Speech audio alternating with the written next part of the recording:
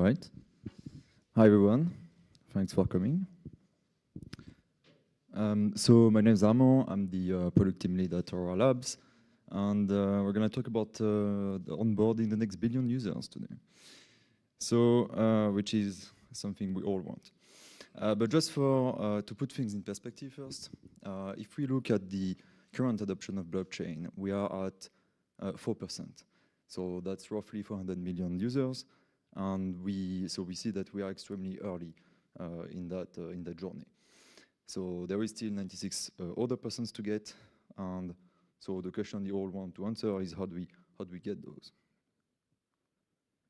So we always refer to UX as being a blocker for adoption, but actually I think it's only kind of part of the problem because what we really need is a meeting point between users' needs and on the other side, services that are solving problems for those users.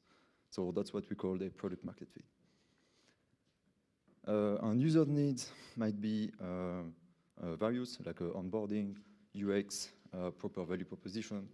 And on the service side, so business side, customization might be an issue, compliance, and scalability.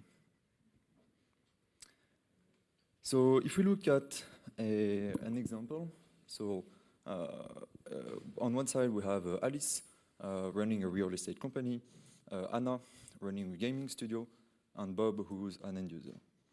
So Alice is interested in blockchain because it enables property tokenization.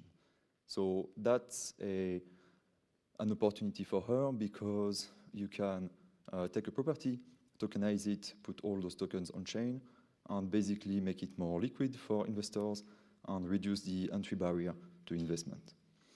So for her, it considerably increases the addressable market, and that's an opportunity.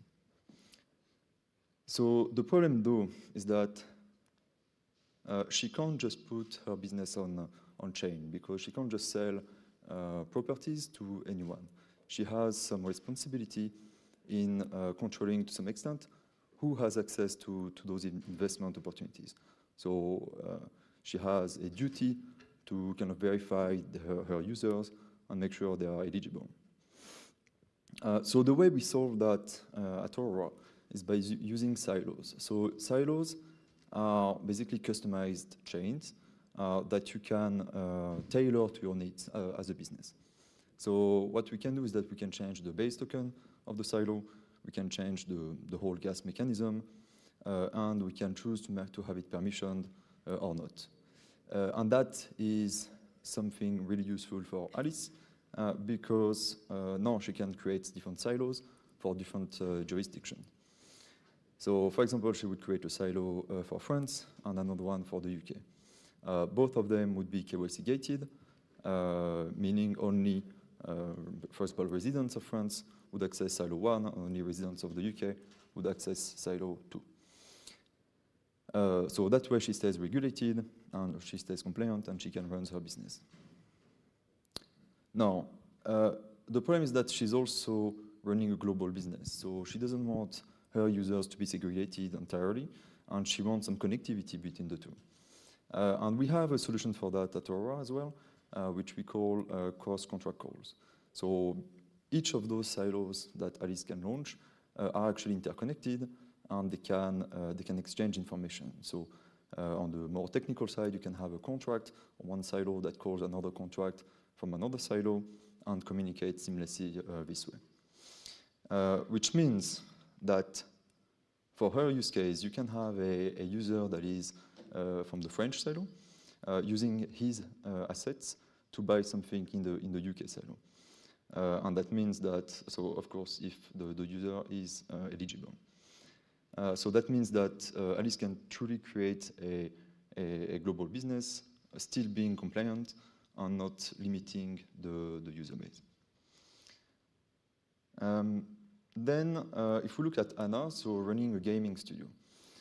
So here again, asset tokenization is an opportunity for Anna because running a gaming studio, she has a range of different games in her portfolio. And she wants to tokenize the in-game assets. And the advantage is that it can truly increase engagement and user retention, because if a user starts using game 1, collects some items like this sword from game 1 and is able to reuse it in game 2, obviously he's gonna start using game 2 with a much better experience, but also is more inclined to continue using those 2 games and the other games in the portfolio. So the problem for Anna is mainly around customization. So she wants to create this whole economy across all her games, but she needs for that to have her own base token as being a game coin, let's say, in that case. And she also wants to remove the gas fees in some cases. Because of gaming, because you can't be bothered in paying some gas when you're playing a game. So she wants a seamless experience. But she wants her silo to be public. So a silo in that case solves that customization problem. The second issue that she has, or the challenge, is that she has a high volume of users, so like 100 million. And by the way, this is based on like real use case that we see at Aurora, and that's the type of challenges that we are facing at the moment with real customers. So with 100 million users, how do you handle that charge? If all of them make just 1 transaction per day, that's 100 times what we see today on Ethereum. So we need a solution to be able to scale that. What we do at Aurora, again, is use the silos in a way to scale things. So instead of having just 1 silo, we create an infinity, if possible. But we create a necessary amount of silos that are able to spread the load of transactions and in that case, scale seamlessly. And also, so if you heard from other talks, but Aurora is technically a smart contract on Near, which means that whenever you create a new silo, which is technically a duplicate of the Aurora smart contract, it automatically gets all the validators from Near, meaning you don't need to set up your new validators, and you can just create 100 silo in a few minutes. They will all get instantly all the validators from Near. So that is quite important for scalability, because that means we can seamlessly scale. And for Anna, with her millions of users, she can really adapt the load to her use case. And finally, we have Bob. So Bob is the end user. He's not really familiar with crypto, but he likes to invest his spare money, and he likes gaming. So he likes the idea of being able to, invest $200 in a property, which is not possible today in traditional finance. And he likes also the idea of reusing game assets from one game to another.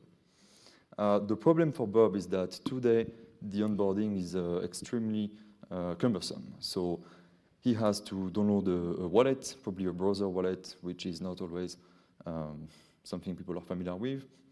The world is mobile first. He has to understand the concept of seed phrase and understand that there is some tech going on beside that. If he loses that seed phrase, he loses his assets. He needs to go then to have some assets to pay for the gas fees. So for that, he needs to go to a centralized exchange, pass KYC, deposit money in his account, buy the base asset, send it back to the account, to his wallet that he just created, and only then he can start transacting. So obviously this is like a lot of friction, and that's not something we can expect from new users entering the space, especially not Web2 users who are used to just signing with your email and do things in a few clicks. So what is the solution? Well, the ideal way to do so would be that Bob just signs in a service, in a game, for example, and then he can just start transacting. That would be simple and efficient. And this is why we launched Aurora Pass. So Aurora Pass is our simple mobile wallet that allows you to do exactly that. So it is still non-custodial, meaning you still have access to your seed phrase, but you can choose to export it at any time. So you are not prompted to do that at the first, in the first step. You can do it later on. We also propose a simple email sign-up. So you can sign in with Google, you can sign in with Apple, or just with any email. And basically, in 10 seconds, you have created your own wallet. And finally, we also offer 53 transactions per month to any user. So that way, Bob can just create a wallet in 10 seconds, and he can start transacting on the blockchain. So let's say he's playing a game, he signs in with his wallet, receives an asset, and straight away he can go to a marketplace, for example, and sell that asset without having to worry about all the problems I mentioned before. So in Aurora Pass, we completely remove that concept of gas fees in the way that if he runs out of transactions, we propose some transaction packs. So our first offer is 500 transaction packs for $5 or €5, which basically means that each transaction costs one cent, which is, well, not only predictable, but extremely cheap for any blockchain. So there you have it, between those three personas. With a solution like Silos at Aurora, you have Alice, who can run her real estate business, staying compliant, and still having a global presence. You have Anna with her gaming studio, who's able to scale seamlessly and have it customized for her games. And you have Bob, who can seamlessly onboard into those new services, play some games, use his assets in other places, and invest his spare money into property. So that's what UX is all about. It's about solving problems for all the different actors in the space. So here, users and companies, so that they can meet in the middle, and we can truly have a product market fit. So that's it. Thank you for listening to me. So we have, don't forget to download Aurora Pass. It is available as of yesterday on the App Stores, both Android and iOS. And you can also visit Aurora Cloud to discover Silos and our Borealis solution, which is a gasless product as well for businesses. Thank you. We have time for Any questions?